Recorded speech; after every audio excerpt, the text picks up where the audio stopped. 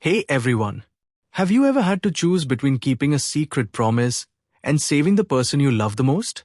That's a tough choice, right? What if that choice meant defying fate itself? Today, we're diving into a powerful fantasy book, Wild Reverence by the amazing author Rebecca Ross. This book matters because it tells us that love and loyalty can challenge even the powerful gods and change what is supposed to be your destiny. The main theme here is about finding your own strength, especially when you are caught between different worlds, and learning that your greatest weakness might actually be your deepest strength. It's all about sacrifices and the kind of fears, wild reverence you have for the people you cherish. Rebecca Ross is a #1 New York Times and Sunday Times best-selling author who writes incredible fantasy stories for teens and adults. People love her writing because it's beautiful and deeply emotional. She's famous for highly acclaimed book series called duologies, like Divine Rivals and Ruthless Woes. Readers say her writing makes them feel all the feels, from romance to heartbreak. She plants both wildflowers and story ideas in her garden, which sounds like the perfect kind of magic, doesn't it? This story has gods, queens, and mortals.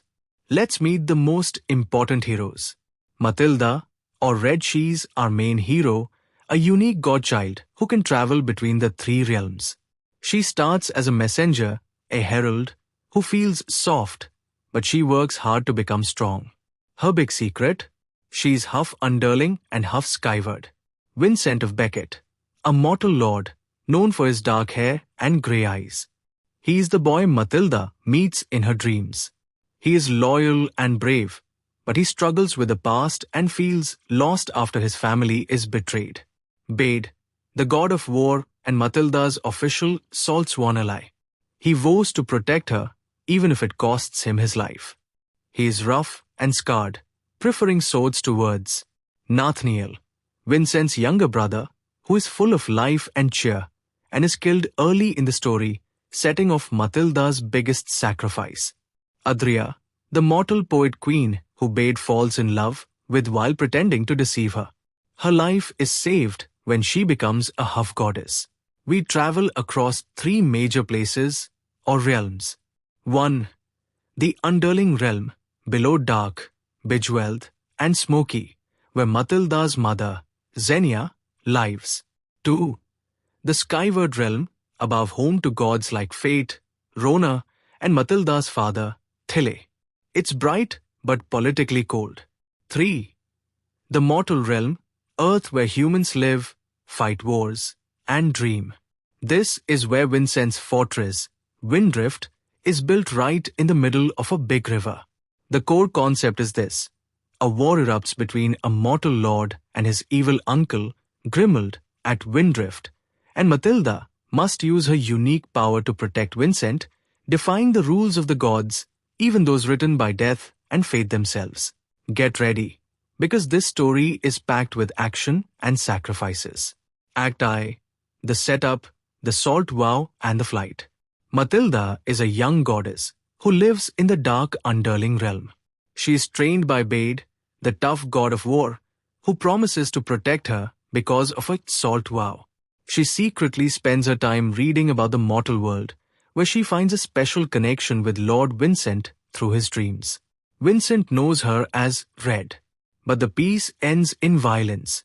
After Queen Adria is saved by becoming a half-goddess, Matilda's mother, Xenia, is murdered by her jealous ally, Felira, who uses a dagger tipped with a powerful ethereal scale. Matilda is heartbroken and has to escape, heading for the skyward realm where she seeks sanctuary with her father, Thile. The dreams stop, and 13 long years pass. Act 2. Conflict and sacrifice, the ruse and the ransom. Vincent, now Lord of Windrift, is facing an attack from his cruel uncle, Grimald. He desperately sends out a prayer, a blood-stained note, that finally reaches Matilda. She immediately comes to him. To save Windrift, Matilda and Vincent decide on a big plan, a fake marriage or ruse to make Grimald believe Matilda's powerful allies, like Bade, will fight for Vincent.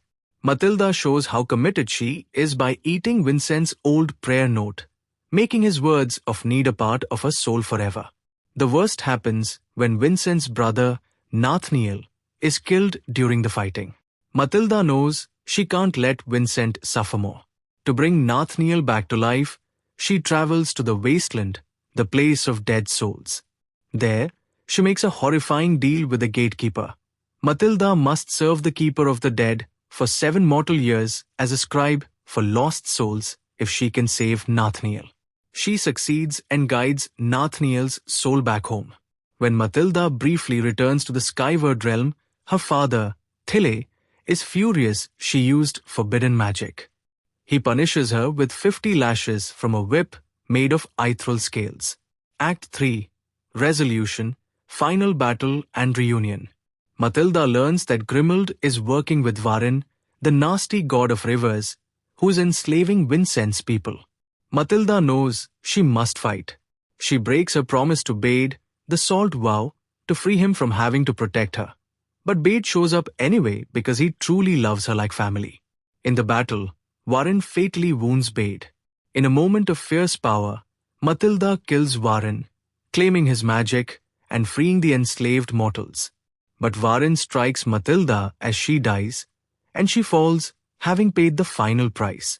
Matilda's soul begins her 7 years of service. Vincent, knowing she is alive somewhere, gives up his title as Lord and moves to a quiet cottage to wait. After 7 years, Matilda returns.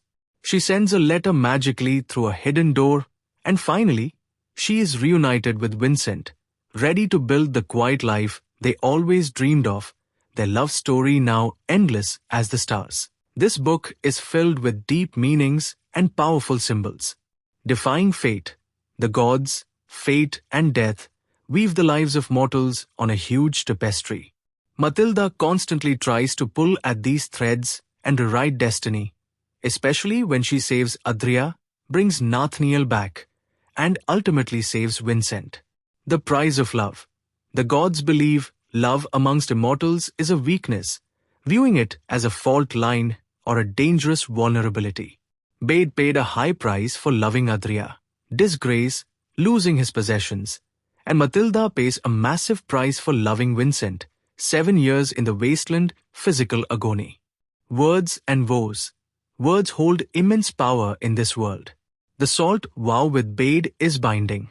Vincent's buried prayer gives Matilda her mission. Matilda, as a herald, carries words, but finds her truest power when she learns to speak her own words and send her own letters. The ethereal scales.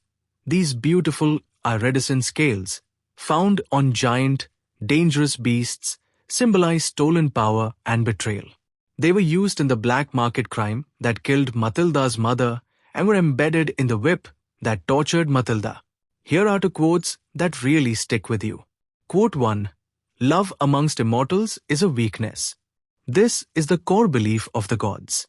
They fear emotional connection because it creates a fault line that enemies can target. We see this proven when Bade risks everything for Adria, and when Matilda's devotion leads her to massive sacrifices like giving up 7 years of her existence. It's why Matilda struggles to admit her feelings, fearing vulnerability. Quote 2. I would wait 1,000 years for you. If you asked me, I would wait for you until only my bones remained upon an altar. But if you must leave again, then let me follow you. Read. This is Vincent's confession to Matilda after her return. It shows how completely his mortal heart defies the constraints of time and death. He is willing to endure any fate, even the loneliness of waiting 1,000 years, just for the chance to be with her again. It's the ultimate promise of mortal love, challenging immortal destiny. The biggest lesson this book gives us is about courage and commitment. Matilda learns that true power isn't about how many stars you have or how high your court is. It's about having the courage to be vulnerable and dedicating yourself fully to others, even if you pay a high price. She stops being just a messenger and becomes a true hero when she commits to Vincent, even if that love is considered a weakness by the gods. My personal takeaway is about the power of hope, even in the darkest moments. Vincent's choice to step down as Lord and move to a quiet cottage wasn't an escape.